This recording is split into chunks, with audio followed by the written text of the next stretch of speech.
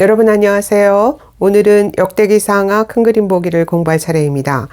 역대기를 읽는 많은 분들이 왜 똑같은 왕정시대 역사를 또 반복해서 읽어야 하나요? 라고 질문합니다. 역대기가 사무엘서, 열왕기와 같은 역사인 것은 맞습니다. 그러나 다른 이야기입니다. 무엇이 어떻게 다를까요? 우선 독자층과 기록 목적이 다릅니다. 열왕기의 1차 독자가 포로기 백성이라면 역대기의 독자는 포로지에서 돌아온 귀한 백성입니다. 심판의 시간이 지나고 회복의 시간이 시작된 것이죠.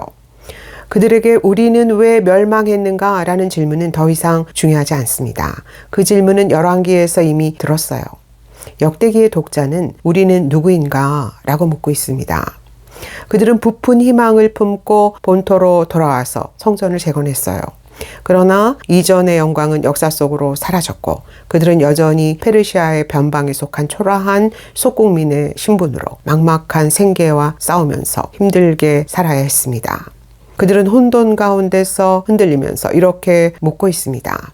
하나님, 우리는 도대체 누구입니까? 다윗 언약은 아직 살아있는 것입니까? 다윗 왕조가 사라진 지금 이 초라한 성전 하나 지었다고 우리에게 무슨 미래가 있겠습니까? 역대기는 이 질문에 대답하는 책입니다.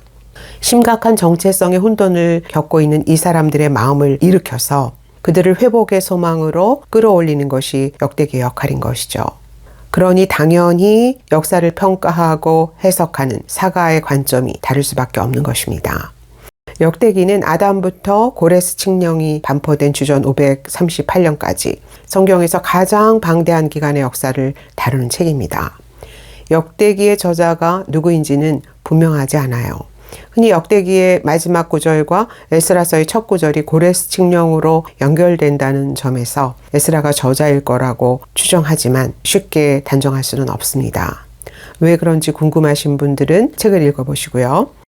역대기의 히브리어 제목은 그날들의 사건들이란 뜻의 디브레이 하야밈입니다. 영어 성경은 거룩한 역사의 연대기라는 뜻을 담아서 크로니클스라고 부르죠. 반면 70인역은 빠뜨린 것들을 기록한 책이란 뜻에서 파랄레이 포메논으로 부릅니다. 그러나 역대기는 단순히 빠뜨린 것들의 빈틈을 채우는 정도의 책이 아닙니다. 역대기는 역사서 중에서 가장 사가의 신학적 관점이 두드러지게 드러나는 책이에요. 역대기 사가는 시종일관 특별한 영감으로 역사를 평가하고 해석하면서 그 역사에 새로운 의미를 부여하고 있습니다. 그런 점에서 역대기는 열왕기의 주석 또는 성경에서 가장 영적인 책 중 하나로 평가되기도 하고 역대기의 저자는 최초의 구약 신학자로 불리기도 합니다. 자, 그러면 역대기의 중심 주제를 살펴볼게요. 역대기를 흘러가는 가장 주도적인 주제는 성전과 성전 예배입니다. 역대기는 다윗 왕조의 정통성을 잇는 회복의 근거를 성전과 성전 예배에서 찾고 있어요. 성전 주제는 역대기 전체를 구성하는 얼개와 같습니다. 역대기 전체 구조는 성전 주제로 시작해서 성전 주제로 끝납니다. 역대기의 도입부에는 성전을 재건하러 올라가는 귀한 자들의 명단이 있고 역대기의 끝에는 올라가서 성전을 재건하라 라는 고레스 칙령이 있잖아요. 역대기는 분열 왕국 전체보다 더 많은 엄청난 분량을 성전 건축과 관련된 두 왕, 다윗과 솔로몬에게 할애합니다. 역대기에서 다윗은 성전 예배와 예배 음악을 구성한 창시자로, 솔로몬은 성전 건축자로 크게 부각됩니다. 다윗의 간음 스캔들이나 솔로몬의 배교 같은 부정적 이야기들을 아예 삭제하는 대신 성전 예배와 관련된 레위인, 제사장, 성전 찬양대와 음악가들에게 집중적인 관심을 보이고 있는 것입니다. 다윗 왕조, 성전 예배를 중심에 놓고 자료를 첨삭하면서 회복의 관점에서 역사를 재해석하고 있는 것이죠. 그 외에도 역대기는 하나님을 찾는 삶의 방식을 특별히 강조합니다. 이 주제를 가장 분명하게 보여주는 본문이 바로 역대기의 황금 본문으로 불리는 역대하 7장 14절이죠. 내 이름으로 일컫는 내 백성이 그들의 악한 길에서 떠나 스스로 겸비하고 기도하여 내 얼굴을 찾으면 내가 하늘에서 듣고 그들의 죄를 사하고 그들의 땅을 고칠지라. 이 본문은 역대기가 회복의 원리를 제시하는 핵심 본문입니다. 역대기에서 왕과 나라의 운명은 누구의 얼굴을 구하는가의 문제에 달려 있어요. 역대기에서 스스로 겸비하여 하나님의 얼굴을 구한 왕은 아무리 악한 왕이라도 용서와 은혜를 받습니다. 므낫세는 열왕기에서 유다를 돌이킬 수 없는 멸망으로 몰고 간 최악의 왕이지만 역대기의 므낫세는 마지막에 하나님 앞에서 크게 겸비한 후에 용서와 은혜를 받고 종교개혁자가 됩니다. 이 은혜의 신학이 역대기를 살아서 고동치게 하는 심장입니다. 그런 점에서 역대기는 용서와 회복의 영성을 선사하는 은혜의 보고 같은 책입니다. 자, 그러면 역대기 전체를 스케치해 보겠습니다. 역대기는 성경에서 가장 긴 족보로 시작됩니다. 왜 이렇게 시작부터 성경의 수면제로 불리는 족보에 9장이나 되는 파격적인 지면을 할애하는 걸까요? 성경의 모든 족보가 그렇듯이 역대기의 족보는 그냥 족보가 아닙니다. 이 족보는 우리는 누구입니까? 라고 묻고 있는 사람들에게 답을 주는 족보입니다. 이 족보는 아담, 셋, 에노스로 시작합니다. 그들의 정체성의 뿌리를 아브라함이 아니라 아담에서 찾고 있어요. 왜 그럴까요? 우리의 하나님은 이스라엘에 국한된 한 민족의 하나님 정도가 아니라 모든 인류의 하나님이다부터 말하고 싶은 것이죠. 너희가 바로 모든 인류를 창조하신 하나님, 바벨론보다 크시고 페르시아보다 크신 그 위대한 하나님의 나라를 잇는 정통 후손이다 라는 메시지를 주고 있는 것입니다. 그것으로 무너져 내린 그들의 정체성과 신앙적 자존심을 끌어올리려고 하는 것이죠. 두 번째로 이 족보는 성전과 성전 예배로 그들의 미래를 기획하는 족보입니다. 이 족보의 하이라이트는 다 성전과 성전 예배에 관련된 사람들의 족보예요.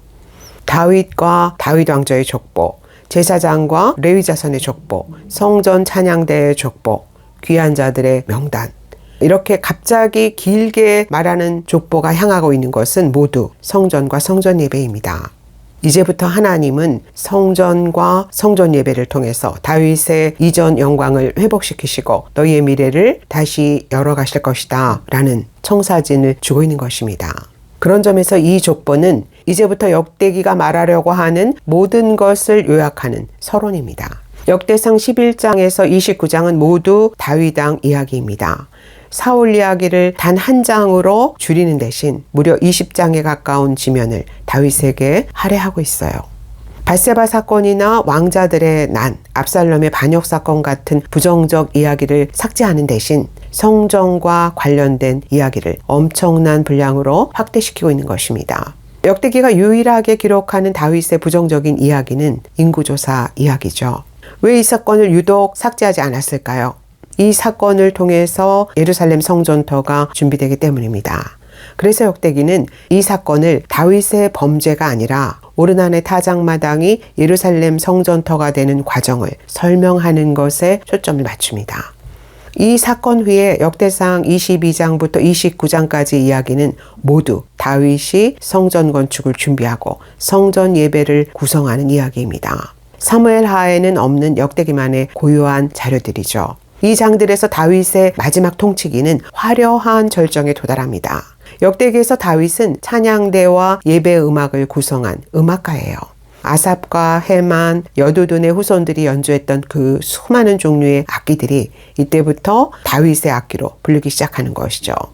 다윗의 성전 헌물 봉헌 기도는 자신의 전 인생을 하나님의 절대 주권 속에서 해석할 수 있는 사람만이 드릴 수 있는 역대기에서 가장 아름답고 감동적인 기도입니다. 위대하심과 권능과 영광과 승리와 위엄이 다 주께 속하였사오니 라는 다윗의 고백은 후에 주의 나라와 권세와 영광이 아버지께 영원히 있사옵나이다 라는 주기도문의 송영이 됩니다. 모든 것이 주께로부터 왔사오니 라는 신앙 고백은 이후 기독교의 봉헌기도 중 하나가 되죠. 역대하 1장부터 9장까지는 솔로몬 이야기입니다. 역대기에서 솔로몬은 하나님이 다윗에게 주신 약속대로 성전 건축에 소명을 다하는 다윗의 아들입니다. 역대기는 성전 주제와 관계없는 솔로몬의 부정적인 이야기를 일체 언급하지 않아요. 역대기에서 솔로몬 이야기는 성전 건축 이야기가 거의 전부입니다. 그러나 역대기가 관심을 보이는 것은 건물로서의 성전이 아니라 예배 중심의 성전입니다. 성전 건축을 마치고 여호와의 언약궤를 성전으로 모셔오자마자 역대기는 바로 음악 예배 이야기를 시작합니다. 역대기가 말하려고 하는 솔로몬 이야기의 초점은 그가 다윗 왕조의 성전 예배 확립에 필요한 조건들을 성취했다는 것입니다. 솔로몬이 성전 봉헌식과 낙성식에서 다윗의 악기를 연주하며 불렀던 그 노래로 찬양 예배를 드리는 이야기, 그리고 성전 봉헌 기도에 대한 응답으로 하나님이 그 유명한 황금 본문을 주시는 이야기는 모두 열왕기에서는 볼 수 없는 역대기만의 고유한 자료들입니다. 역대기의 분열 왕국 역사는 남유다 중심의 역사이기 때문에 더 이상 남북을 지그재그로 왔다 갔다 하지 않습니다.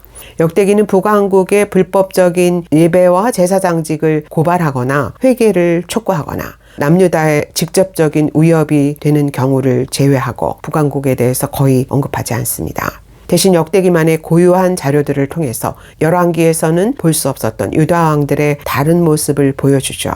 아비야 왕이 여로보암의 배교를 혹독하게 꾸짖으면서 남유다의 정통성을 주장하는 이야기, 여호사밧 왕이 아람과의 전쟁에서 군대 앞에 찬양대를 세운 그 유명한 이야기는 모두 역대기만의 고유한 자료입니다. 역대기에서 종교개혁을 시행한 네 왕은 아사, 여호사밧, 히스기야, 요시야입니다. 그러나 아사와 여호사밧은 철저한 종교개혁에도 불구하고 누구의 얼굴을 구하는가 라는 시험대에서 미끄러진 왕의 유형입니다. 아사는 북왕국과의 전쟁에서 여호와의 얼굴 대신 아람 왕과의 동맹을 의지했고, 여호사밧은 부왕 아사의 유형을 따라서 아합 가문과의 결혼 동맹을 의지하죠. 히스기야 왕 이야기는 대부분 열왕기에는 없는 역대기의 고유한 자료들입니다.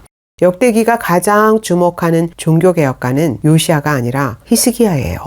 역대기는 열왕기에서 단 한 절에 불과했던 히스기야의 종교개혁 이야기를 무려 84절로 확대시킵니다. 유다 역사의 절정을 요시야 시대가 아니라 히스기야 시대로 보는 것입니다. 열왕기에서 요시야의 종교개혁은 율법책을 발견한 후 시작되지만 역대기에서 율법책은 요시야의 종교개혁 때문에 발견됩니다. 율법책의 발견을 종교개혁의 동력이 아니라 요시야의 신실함에 대한 보상으로 보는 것입니다. 유다의 멸망과 포로기를 바라보는 방식도 열왕기와 다릅니다. 역대기는 유다 멸망의 원인을 왕이 예레미야가 전한 여호와의 말씀 앞에서 겸비하지 않은 것에서 찾고 있습니다. 열왕기의 끝은 회복의 소망을 희미하게 남겨놓지만 역대기의 끝은 적극적으로 미래의 희망을 제시합니다. 역대기의 마지막 이야기는 멸망이 아니라 고레스 칙령이에요. 너희 중에 그의 백성된 자는 다 올라가서 예루살렘의 성전을 건축하라. 고레스 칙령은 바사왕 고레스의 마음을 감동시키신 하나님이 적극적으로 회복의 소망을 선포하시는 은혜의 팡파르입니다. 정치적인 다윗 왕국은 역사 속으로 사라졌지만 하나님의 영원한 소금 언약은 살아있어요. 그 언약과 함께 다시 성전 예배가 시작되고 영원히 끝나지 않는 하나님 백성의 이야기가 다시 시작되는 것입니다. 사랑하는 여러분, 백성이 아무리 실패해도 하나님은 실패하지 않으십니다. 하나님이 자기 백성을 바라보시는 방식은 항상 멸망이 아니라 회복입니다. 겸비함으로 그분의 얼굴을 구하는 자에게 베푸시는 은혜 안에서 내리막길을 오르막길로 끌어올리는 회복의 역사가 여러분에게 임하시기를 예수 그리스도의 이름으로 축복합니다. 할렐루야.